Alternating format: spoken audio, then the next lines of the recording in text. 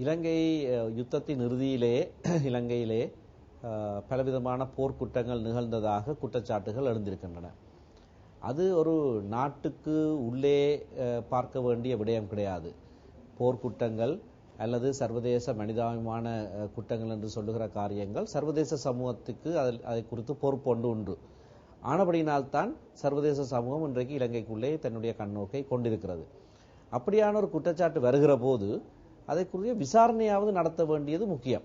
விசாரணையை நடத்தாமல் அப்படி நடக்கவில்லை என்று சொல்லிக் கொண்டிருந்தால் அதை எவருமே சர்வதேச சமூகத்திலே ஏற்றுக்கொள்ள மாட்டார்கள். இலங்கைக்கு 3 வருட கால அவகாசம் கொடுக்கப்பட்டது. அப்படியாக கொடுக்கப்பட்ட அந்த அவகாச காலத்திலே தாங்களே ஒரு ஆணைக்குழுவை நியமித்து அந்த ஆணைக்குழு இந்த காரியங்களை எல்லாம் பார்க்கும் பரிந்துரைக்கும் என்று சொன்ன இலங்கை அரசாங்கம் இன்றைக்கு அந்த ஆணைக்குழு கொடுத்த சிபாரிசுகளையே நடைமுறைப்படுத்துவதற்கு தயங்கிக் கொண்டிருக்கிறபடினால் தான் சர்வதேச சமூகம் திரும்ப இப்பொழுது கேள்வி எழுப்புகிறது. உங்களுடைய சொந்த ஆணைக்குழு கொடுத்த சிபாரிசுகளை கூட நீங்கள் ஏன் நடைமுறைப்படுத்துவதற்கு தயங்குகிறீர்கள் என்று. நேற்றைய தினம் அமெரிக்கா முன்வைத்திருக்கிற பிரேரணை சம்பந்தமாக இன்று ஐக்கிய தேசிய கட்சியினுடைய பொதுச் செயலாளர் ஒரு அறிக்கை வெளியிட்டிருக்கிறார். அவர் சொல்லியிருக்கிற கருத்து, இந்த பிரேரணை இலங்கைக்கு எதிரான பிரேரணை அல்ல என்ற ஒரு கருத்தை அவர் சொல்லியிருக்கிறார். அதைத்தான் நாங்களும் சொல்லுகிறோம். இது நாட்டுக்கு எதிரான ஒரு பிரேரணை அல்ல. இந்த பிரேரணை மூலமாக இலங்கை அரசாங்கமே நியமித்த கற்றுக்கொண்ட பாடங்கள் நல்லெண்ணத்துக்கான ஆணைக்குழு செய்த சிபாரிசுகளை நடைமுறைப்படுத்துவதற்கு ஒரு சந்தர்ப்பம் கிடைத்திருக்கிறது. அந்த ஆணைக்குழு இலங்கையிலேயே நியமிக்கப்பட்ட ஒரு ஆணைக்குழு, இலங்கை அரசு நியமித்த ஆணைக்குழு.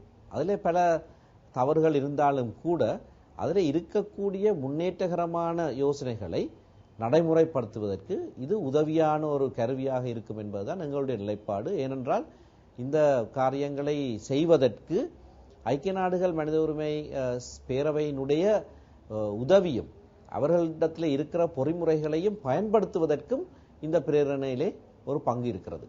அநேகமாக நிறைவேறும் என்பதுதான் எங்களிடத்திலே தற்போது இருக்கிற சிந்தனை. அமெரிக்கா ஒரு பிரேரணையை இந்த பேரவையிலே கொண்டு வருகிற போது அதை தோற்றதாக வரலாறு கிடையாது. அமெரிக்கா கொண்டு வந்த பிரேரணை எல்லாம் மனித உரிமை பேரவையிலே நிறைவேற்றப்பட்டுத்தான் இருக்கின்றன.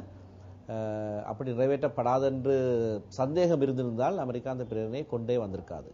இந்த ஜெனீவாவுக்கு செல்லுகிறதை பற்றி துரதிருஷ்டவசமாக மக்களுக்கு பிழையான ஒரு அபிப்பிராயம் ஏற்பட்டு விட்டது. சென்ற செப்டம்பர் மாதம் நாங்கள் போகவில்லை. ஏன் போகவில்லை என்று யாரும் கேட்கவில்லை. கடந்த 3 வருடங்களாக 11 பேரவைகள் நடந்தன. அது ஒன்றுக்குமே நாங்கள் போகவில்லை, ஒருவரும் ஏன் போகவில்லை என்று கேட்கவில்லை. ஜெனீவாவிலே நடக்கிறது 47 நாடுகள் அங்கம் வகிக்கிற ஒரு பேரவை. அதிலே ஒரு நாட்டின் எதிர்க்கட்சி ஒன்றுக்கு அங்கே அங்கத்துவம் கிடையாது, அங்கே பங்கு பெற்றவும் முடியாது. இந்த உண்மை தெரியாமல், அந்த உண்மை மறைக்கப்பட்டு தேவையில்லாத ஒரு பிரச்சாரம் ஒன்று மேற்கொள்ளப்படுகிறது. தமிழ் தேசிய கூட்டமைப்பு ஜெனீவாவுக்கு போவதாக முதலிலே எந்த தீர்மானமும் எடுத்திருக்கவில்லை. அதை எவரும் கூட மறுத்து சொல்ல முடியாது. ஆனால் போகிறார்கள் என்று ஒரு வதந்தியாக பரப்பப்பட்டு விட்டது. நாங்கள் தகுந்த நேரத்திலே அங்கே போனால் அங்கே என்ன செய்ய முடியும், என்ன செய்ய முடியாது என்ற காரியங்களை எல்லாம் நாங்கள் கலந்து ஆலோசித்து ஒரு தீர்மானத்தை எடுத்தோம். அந்த எடுக்கப்பட்ட தீர்மானம் எல்லா பாராளுமன்ற உறுப்பினர்களையும் கலந்து ஆலோசித்து எடுக்கப்பட்ட தீர்மானம். அப்படி எடுக்கப்படவில்லை என்று வந்த செய்திகளுக்கு பிறகு கூட 13 பாராளுமன்ற உறுப்பினர்களும் சென்ற 2ஆம் தேதி கொழும்பிலே கூடி அந்த தீர்மானத்தை திரும்பவும் ஊர்ஜிதப்படுத்தி இருக்கிறோம். ஏகமனதாக எல்லாருமாக சேர்ந்து நாங்கள் போகாதது என்று எடுத்த தீர்மானம் சரியான தீர்மானம் என்று ஊர்ஜிதப்படுத்தப்பட்டிருக்கிறது. ஆனபடினாலே இந்த விஷயம் சம்பந்தமாக ஒரு பிளவு ஏற்பட்டதற்கு சந்தர்ப்பம் கிடையாது. அடுத்ததாக எனக்கு எதிராக குடும்பாவி ஒன்று யாழ்ப்பாணத்திலே கட்டப்பட்டதாக நான் கேள்விப்பட்டேன். உடனடியாக நான் யாழ்ப்பாணத்துக்கு போயிருந்தேன்.